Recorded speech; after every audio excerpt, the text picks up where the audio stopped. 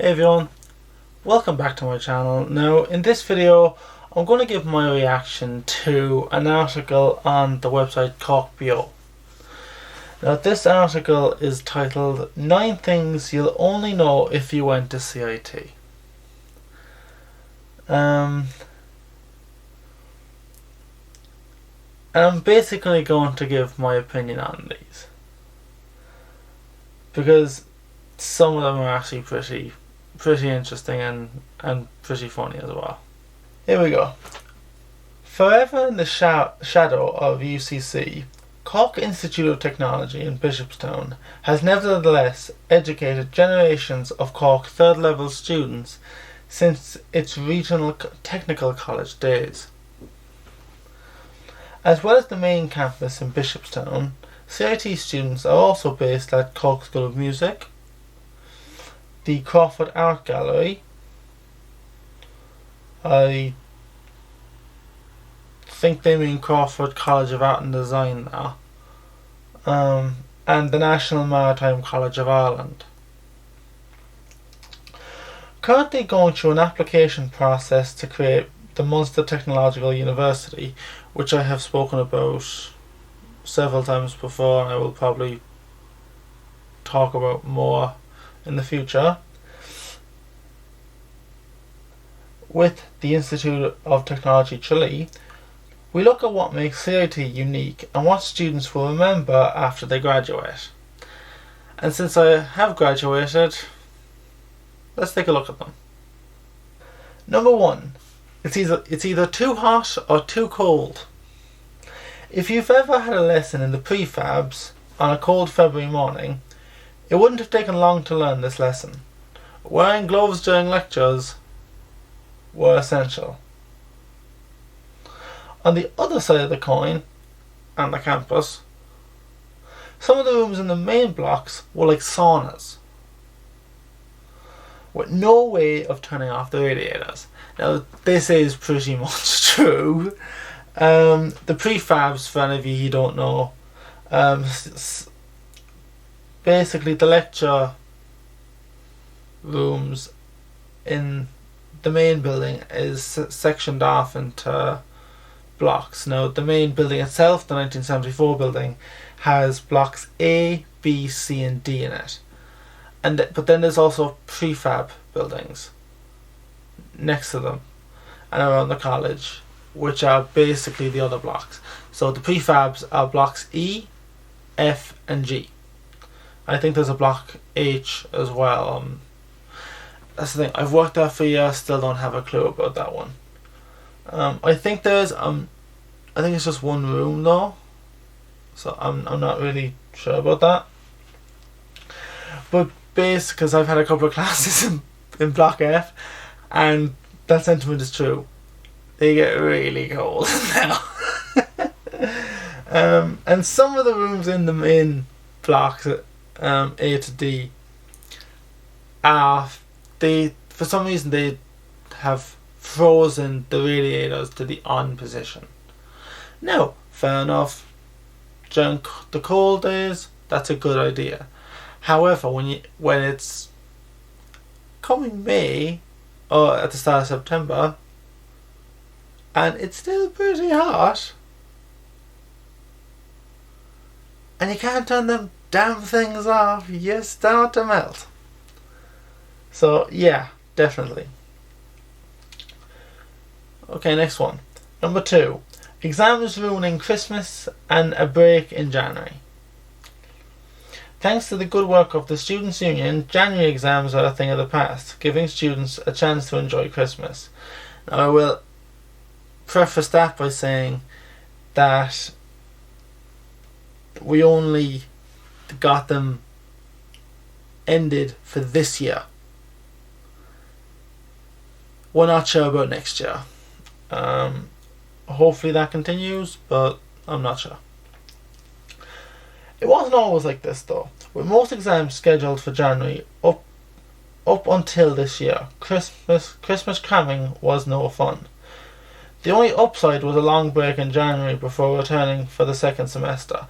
Now most exams were before Christmas. Right.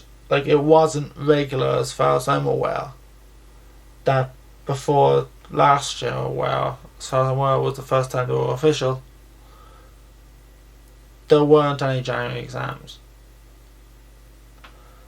Definitely the long break in January was a good thing. The only problem I had with it is that it took ages to kind of get back into the swing of things in semester 2. So maybe starting earlier for semester 2 would be a better idea, I think. Number 3. The writing on the walls. While philosophy might be more of a UCC subject, you could be forgiven for thinking CIT was full of philosophers. That's certainly the impression you'd get by reading some of the many messages scribbled on the walls of almost every bathroom on campus. Yeah. There are a lot of scribbles on those walls, especially on the back of the doors in the actual cubicles. There can be some funny ones, but there's some really weird ones too. So I wouldn't say that it's a mine of philosophical thinking, but yeah, you do get some good stuff in there. Okay, number 4, losing your student card. Nothing can ever compare to the shame of losing your student card. The disappointed looks on the faces of the security staff said it all. And let's be honest, it's happened to the best of us. Now, I have lost it a couple of times, but I've always found it again. I've never had to get it replaced. I did have to replace one because it expired. The student cards have an expiry date, for those of you who don't know. And really, that's the only reason I've needed to. But yes, you need your student card to get into the library, but when it comes to the exams, they always stress this: you need your student card for the exams. Not really. You just need to know your student number. If you don't memorise that, you are fucked. Really, you're in serious trouble if you can't remember your student number. But it's not that difficult. Especially if you're going into a fucking PC, the username you put in is your student number, so you learn it really quickly. Number 5, and this is one I know a lot about. Number 5, still waiting for that campus bar.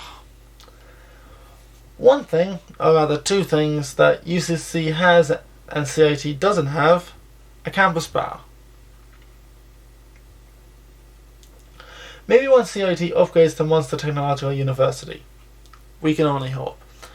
Now, I want to go into this a bit because it's interesting why the campus bar has never really progressed in CIT. And the idea has been thrown around a lot. It was pretty much, it came up when I was in first year, when I was a class rep. It came up I think it was the year before I was elected, and there were kind of small talk about it when I was VP Welfare, but I'm not gonna lie, it's not gonna happen. Reasons: difficulty in getting a license to do it is very tricky. CIT has branded itself as as an alcohol-free campus, and like a lot of lecturers don't want the students to go into class drunk, and so those are the main reasons why it'll never happen. And to be honest, I'm actually okay with it. I don't think a campus bar in CIT is a good idea. So that's actually something I don't want to happen in CIT. Number 6, parking chaos. What time did you aim to get to CIT by, in the hope of getting a parking space? The chances are it was rarely early enough. Nothing beat that feeling of showing up just as someone else was pulling out of a space though. And that was, to be honest though, parking was always a big problem in CIT, and it'll probably be a big problem for a long, long time. Simply because of the fact there was never enough space to have more car parking space, and it was never going to really be easy to expand, because all the area around CIT is private property. And to be honest, the CIT always struggled with that part, with negotiating with the private owners of that land. But maybe when CIT becomes Munster Technological University, they'll get more power in that. Doubt it though. It was a big problem. Actually, it still is. I don't really see a solution to it coming down the line. It'll be a long, long time before a solution to that actually happens. Okay, number 7. And this is something I know personally. The bus that never shows up. Of course, driving wasn't the only way of getting to college. But the only thing worse than not getting a parking space was waiting for the 205 bus. Now I'm going to add to that, actually. The 205 was actually okay. It still is, really. And I think the reason for that, it's so frequent. Even if it is actually late, you'll never notice. 219, however, which is every hour, oh my god, because that was the bus I was using especially, that drove me mad. And on a lot of the boards that show the real-time data, it wasn't really real time. The 219 actually never showed up, so you have to go there at 5 past the hour, hoping it does. It rarely showed up on time. I think the reason for that, it goes through so many packed areas. It goes through Wilton, it goes through Douglas Village, it goes through Turner's Cross. It goes through areas that are packed, especially in the morning.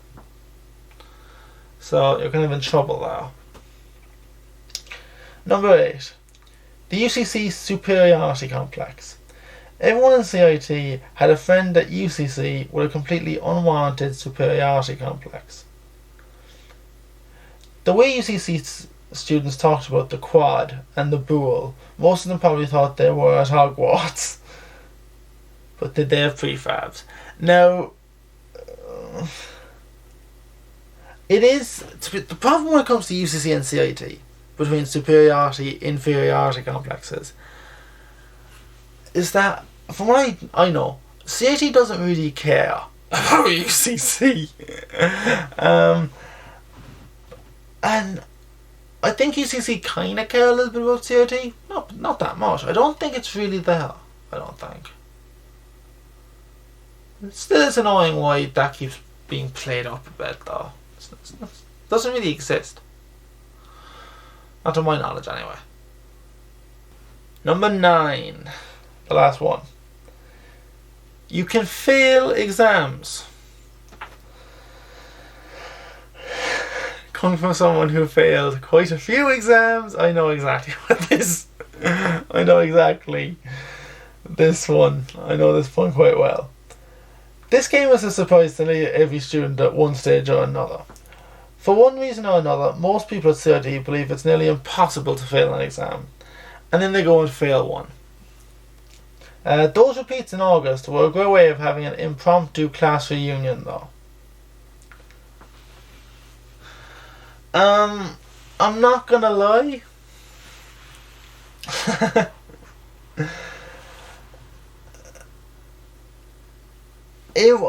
I think the fact that you can fail exams isn't a surprise. I mean, the exams, of course, you can fucking fail them. But I think a lot of people did have the idea that the lecturers don't want to fail you because it looks bad on them if they have a lot of people failing. Actually, one of my lecturers was getting... There was quite a significant point at one time. Like, not with management, but like around the course, that this lecturer, having so many people fail his class, right, it's clearly not the class. There's something wrong with that lecture. And to be honest, that was... I wouldn't say it's a surprise that you can fail an exam, but I think it's not that you can fail exams. You can fail them easy, and that's the thing that got a lot of people. They thought it was a lot harder to fail. It actually isn't. It's quite easy to fail, and that's what happens if you don't do the work. Coming from someone who openly admits that I didn't do enough work in a lot of them, and that's what held me back 2 years. So, yeah.